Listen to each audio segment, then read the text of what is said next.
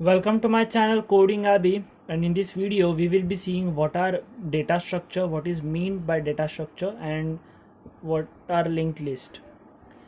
So first of all, getting hands on with data structure.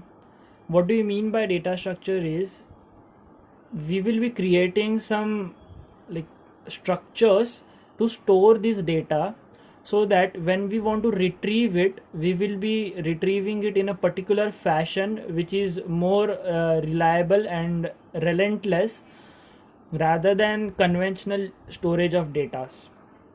Okay, use of data structures has many advantages, like we can perform some operations on the data very easily using some particular data structures.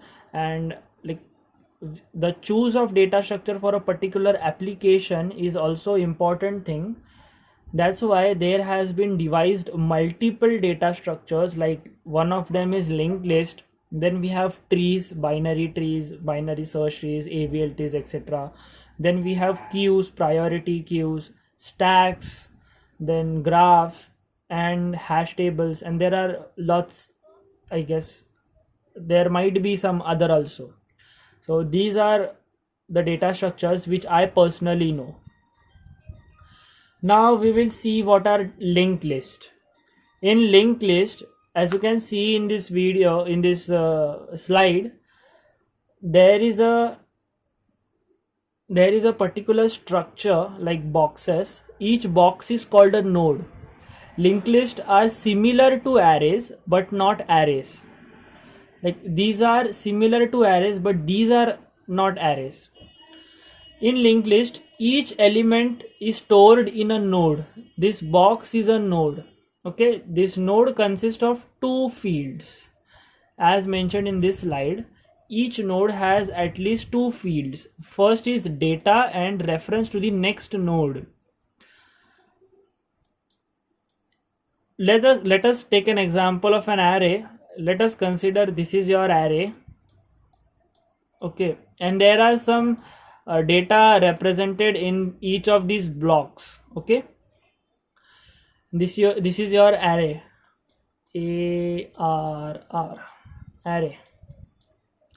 Now what we will do is, in linked list, each node is in itself a different entity, and this node node, my handwriting with the mouse is really terrible, so bear with me for that. Each node has two fields, data and a pointer to the next node. This arrow is representing the pointer for this next node. Okay, and the field name is also next, so don't confuse next pointer with this next. The next pointer's name is next. Okay, we will move ahead and then get back to this slide again for further explanation. Why we use linked list over arrays and arrays over linked list? There are some particular advantages and disadvantages of both of these linked list and arrays. That's why we use them alternatively. In linked list, nodes are not necessarily contiguous in memory. As I have drawn an array here, in this, each memory location of these blocks is stored in a contiguous fashion. That means in memory locations, when these blocks are allocated their memory, this memory location is adjacent to this, and this memory location is adjacent to this, and so on. That means the memory location for the right block is adjacent to that of the current. But in linked list, memory location is not contiguous. That means memory can be allocated in any fashion. One block could be here, one memory block, let's say, is here, one memory block is, let's say, here. This is just for an imagination. Okay, one block is, let's say, for here. So there is no contiguous memory allocation. That's why we have to use these pointers, so that this memory location will now point to this memory location, this will point to this, and so on. Okay, This is the first difference. Array have fixed size, whereas linked list have dynamic size. So if you are working with programming languages like Java, C, C++, the arrays have definite size. We have to predefine the size of the array. While in linked list, we create nodes and we insert and delete nodes according to our requirements, and thus the size of linked list can be dynamic. It can grow as well as shrink according to the particular number of elements which are present in our list. Insertion operation do not require shifting of other elements in linked list.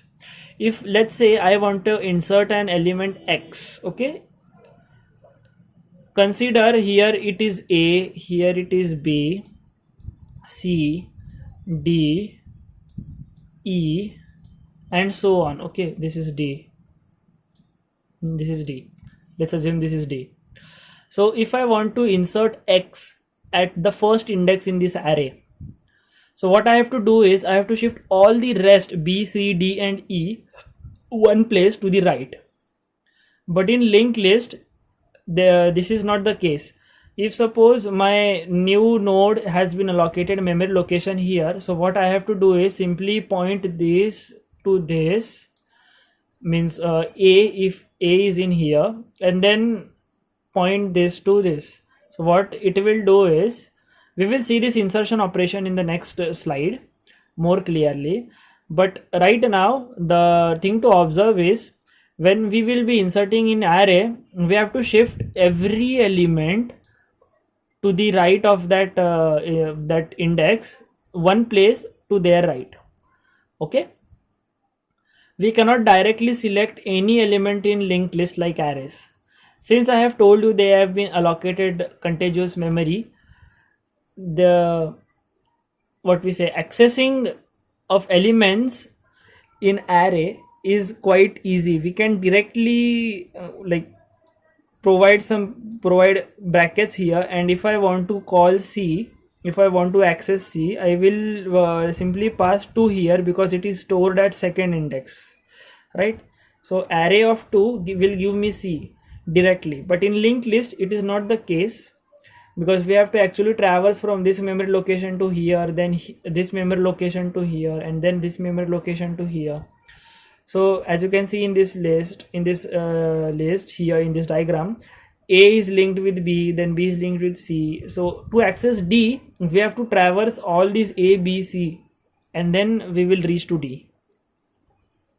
There is no memory wastage due to exact number of nodes as element in linked list. As I explained earlier also, the array needs some specific amount of elements to be defined beforehand, whereas in list, the list can actually hold as much as elements as we want at a particular instance. Like right now we want only 4 elements in the list, then we have only 4, and in here these 3 memory locations are wasted, as you can see, because these are empty in this array. So that is a major advantage of linked list. Let's see some basic operations of insertion and deletion, or removing a node in linked list. As I explained earlier, if you want to insert an element X in between A and B, what we can do is we can point A's pointer to X and then point X's pointer to B. It is as simple as that, and then we will destroy this A to B linkage. While removing an element, what we will do is, we will say, if we want to remove this X, we will simply point A's pointer to B rather than pointing it to X. Okay, we will simply point A's pointer to B, and then we will delete this node so that the memory allocated to this node would be freed up. These are some basic operations on linked list. We saw 2 of it, insertion and removing, because they were important. The rest are list traversal. List traversal, as I explained before, if we want to get the data of this 4th node, that is D, we have to traverse through each and every element of the list. This is list traversal. Searching a node, again, if you want to search a particular node, if I want to search like what is the value of node having C, I mean what is the value, if say I want to search for C, then I again have to traverse through the whole list and then come to C. Most of the operations in linked list have time complexity of O of n, big O notation, O of n. Okay, this is a thing to remember. Or actually you can calculate, as you can see, for accessing nth node I have to traverse n nodes, that's why O of n. So there is no need to remember the time complexity of operations in linked list. You can directly calculate it mathematically on a paper or in mind if your mind is sharp. Then next is empty. I haven't included an empty list here. This is an empty list. This is an empty list. This is basically a null pointer. So your null pointer is always an empty list because it is pointing directly to null. The last element in the linked list always points to null. So if we have to see the end of the linked list, we have to search the last the node which has a pointer which is pointing to null. This symbol represents null.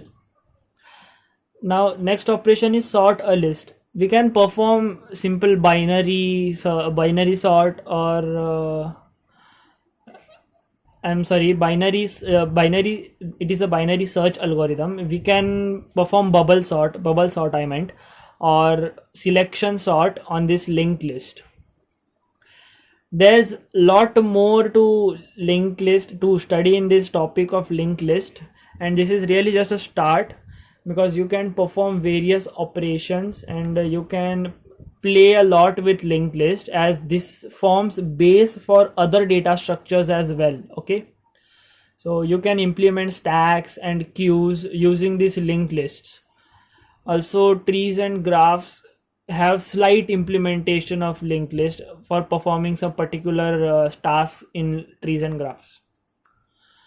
So that's it for this video, and if you like my presentation and if you like this video, please subscribe to this channel so that you will be like updated. You can then watch new videos on my channel and press the bell icon so that you will get the notification whenever I upload a new video. If you want this presentation, you can simply go on any browser and type codingabby.com and go to my website where you can find this data structures topic over the home page, which has a blog of linked list data structure, and in here I have uploaded this. My net is slow, yeah. So I have uploaded this presentation and you can simply download it through this download a copy option over my website. Okay, if you want this presentation, you can go here and have it. That's it for this video. We will meet in the next video. Till then, bye bye.